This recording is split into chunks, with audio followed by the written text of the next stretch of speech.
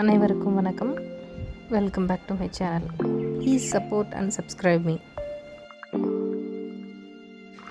Coffee எப்போவுமே நமக்கு ரொம்ப ரொம்ப பிடிச்ச விஷயம். அதுவும் எனக்குன்னா பைத்தியம்னே சொல்லலாம் காஃபின்னு. ஸோ காலையில் காஃபி அண்ட் ஈவினிங் காஃபி கண்டிப்பாக.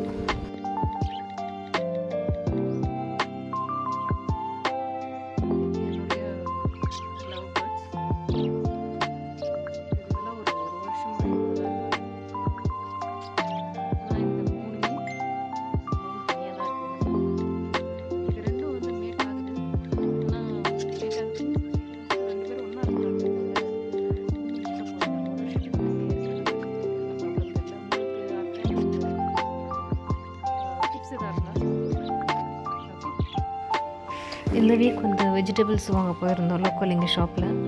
ஸோ ஆல்மோஸ்ட் ப்ரைஸ் எல்லாமே கொஞ்சம் மாடரேட்டாக இருக்கும். நான் வாங்குறேங்கிற கடையில் எவ்வளோ ஃப்ரெஷ்ஷான டொமேட்டோஸ் பாருங்கள், சூப்பர் ரெட் கலரில் அவ்வளோ அழகாக. அண்டு கருவேப்பிலை, கீரை, மணத்தக்காளி கீரை அண்டு கொத்தமல்லி, புதினா இதெல்லாம் வாங்கிட்டு வந்தோம். ரொம்ப ஃப்ரெஷ்ஷாக தான் இருந்துச்சு. ஆல்மோஸ்ட் கொத்தமல்லி super fresh.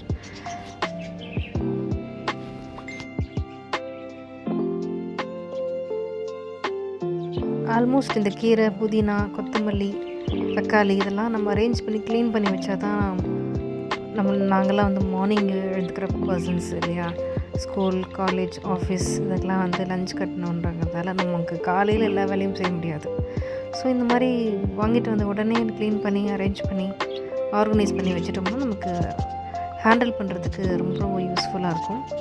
Handling tips and வேறு ஏதாவது இருந்ததுனாலும் கமெண்ட் பண்ணுங்கள், கண்டிப்பாக யூஸ்ஃபுல்லாக இருக்கும்.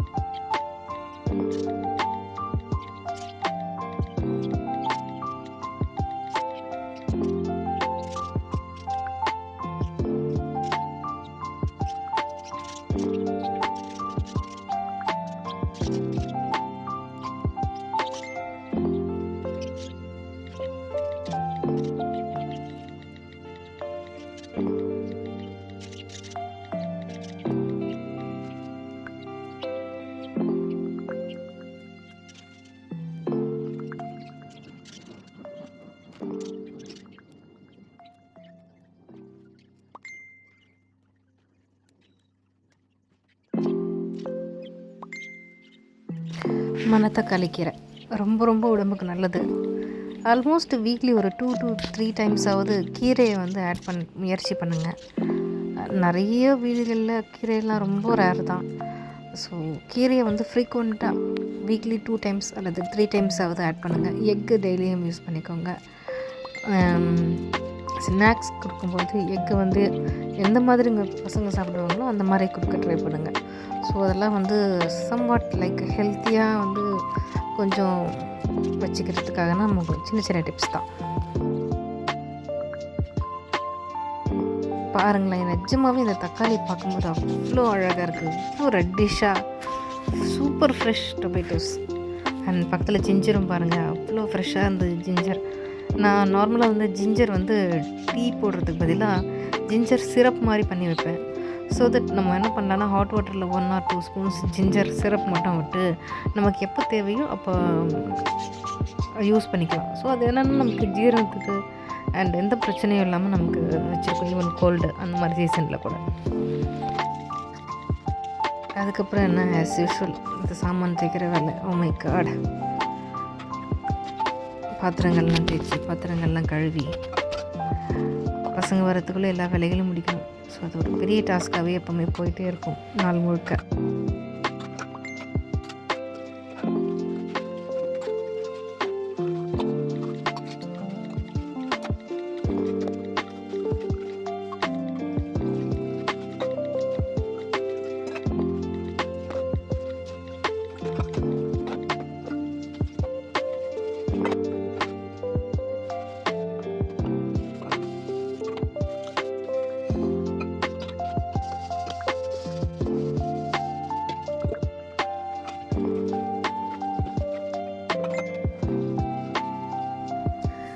வேலைகள்லாம் முடிச்சாச்சு. ஈவினிங் கொஞ்சம் ஸ்நாக்ஸ், ஒரு ஃப்ரூட்டு, கொஞ்சம் திருப்பியும் ஒரு காஃபி, இதெல்லாம் சாப்பிட்டா தான் அப்படியே கொஞ்சம் ஃபில்ஃபில்டாக ஈவினிங்க்கு டின்னர் ரெடி பண்ணணும். டின்னர் ரொம்ப பெருசாக எதுவும் இன்றைக்கி பண்ணலை. சேமியா உப்புமா சிம்பிளாக பண்ணி விட்டுட்டு பருப்பு அரிசிலாம் கொஞ்சம் ஊற வச்சுருந்தேன். நைட்டு படுக்க போகிறதுக்கு முன்னாடி எப்பொழுதுமே ஊற வச்சுட்டு இருப்பேன். ஸோ தட் எனக்கு மார்னிங் வந்து கொஞ்சம் ஆக்சஸ் பண்ணுறதுக்கு ஈஸியாக இருக்கும். ஃப்ரிட்ஜில் வச்சுருவேன், வெளியே வைக்க முடியாது. ஸோ அதனால் காஃபி பிஸ்கெட்ஸ்லாம் சாப்பிட்டு இதெல்லாம் ஊற வச்சு ஃப்ரிட்ஜில் வச்சுட்டு அடுத்த வேலைகளை பார்த்தேன். வேறு என்ன பண்ணுறது, இதே தான் ரொட்டீன் நமக்கு.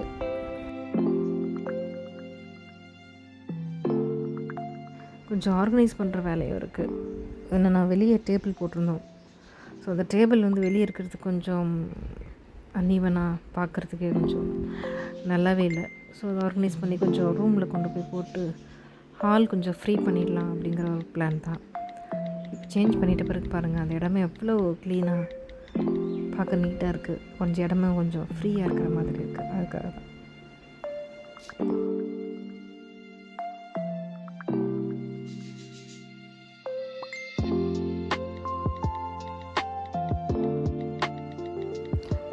என்னுடைய சேனல் லைக் பண்ணுங்கள், மறக்காமல் சப்போர்ட் பண்ணுங்கள், ஷேர் பண்ணுங்கள், சப்ஸ்கிரைப் பண்ணுங்கள்.